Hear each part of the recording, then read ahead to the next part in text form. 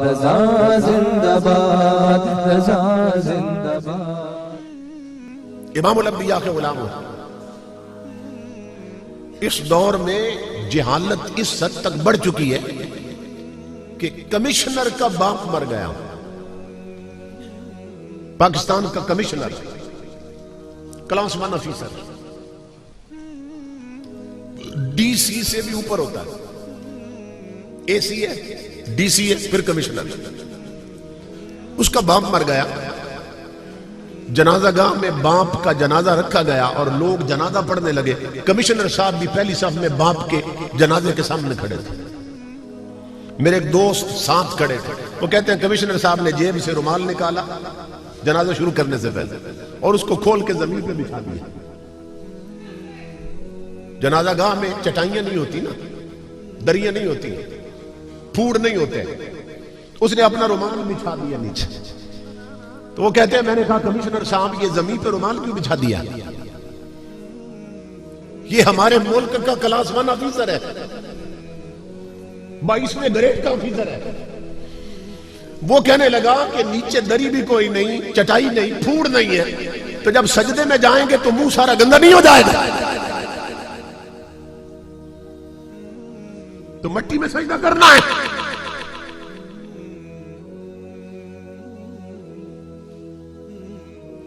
امام الانبیاء کے غلاموں، ہمارے ملک کی تعلیم نے اسے کمشنر بنا دیا، مگر وہ بد نصیب اس لائق نہ بن سکا کہ مرے ہوئے باپ کا جنازہ ٹھیک پڑھ سکے۔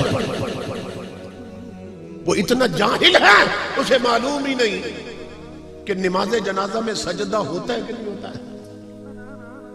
جنازے کی نماز میں سجدہ ہوتا ہے؟ تو کمشنر صاحب کو یہ بھی نہیں پتا، وہ کہتا ہے جب سجدے میں جائیں گے تو منہ کو ساری مٹی لگ جائے گی۔ اب وہ جو بابا لیٹا ہے نا، جس کی میت پڑی ہے، اب اس کی میت چیخ رہی ہے، مگر چونکہ وہ دوسری دنیا میں چیخے کون سنے؟ یہ وہی بابا ہے کہ جب برادری اکٹھی ہوتی تھی نا مرنے پہ اور شادی پہ، اس کی گردن میں سریا ہوتا تھا، یہ تکبر کا پیکر بن کے بیٹھتا تھا اور بتاتا تھا لوگوں کو میں کمشنر کا باپ ہوں، فخر سے بتایا کرتا تھا۔ لیکن اب اس بوڑھے کی میت چیخ رہی ہے، چیخیں مار رہی ہے کہ ہائے افسوس، میں لٹ گیا کہ میرا بیٹا کمشنر بن کر بھی نبی کا دین اتنا نہ سمجھ سکا کہ نماز جنازہ میں سجدہ ہوتا ہے کہ نہیں ہوتا۔ اب میں یہ چیخ رہی ہے کہ اے کمشنر، کاش میں نے تجھے انگریز کی تعلیم بعد میں دی ہوتی اور تیری گھٹی میں نبی کا دین پہلے رکھا ہوتا۔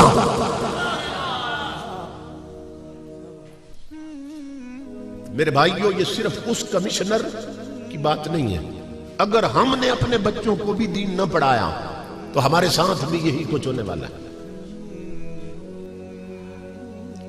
امام الانبیاء نے فرمایا تھا میں کیوں آیا ہوں؟ میں تعلیم دینے آیا ہوں تاکہ لوگ دین سیکھیں۔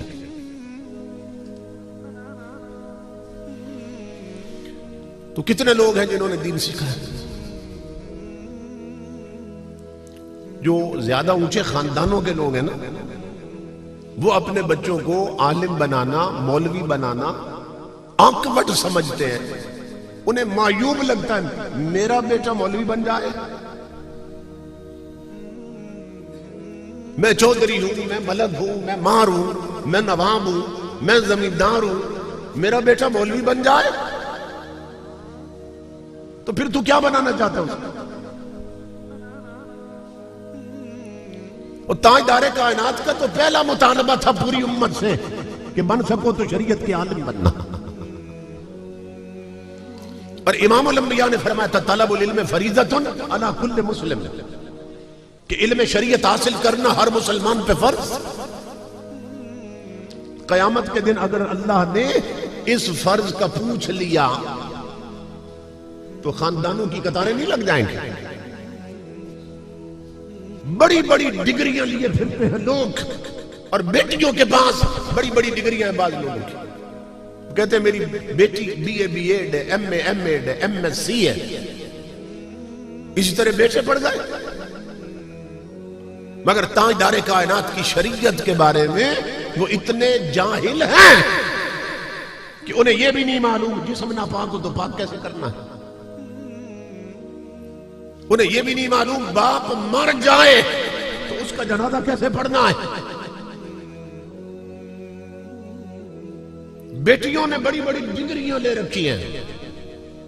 کسی کی بچی استانی بنی بی اے بی ایڈ کر لی, کسی نے ایم اے ایم ایڈ کر لی, کسی نے ایم ایس سی کر لی, ڈگریاں لے رہی, اور ماں برادری میں فخر سے کہتی ہے میری ساری پڑھی ہوئی ہے, مگر اس بد نصیب کو نہیں پتا کہ یہ ساری ان پڑھ ہے, اور تیرے مرنے کے بعد تیری ایک بیٹی بھی اس قابل نہیں بنی کہ تیرے لیے خود ختم قرآن کر سکے. اور وہ پڑھ گئے اور ایسا پڑھ گئے کہ باپ کا جنازہ بھی ٹھیک نہ پڑھ سکے. اور بیٹیاں ماں کے لیے قرآن ختم نہ کر سکیں. قرآن بھی ٹھیکے پہ پڑھایا گیا مر جانے کے مقام پر. قرآن بھی ٹھیکے پہ پڑھایا گیا.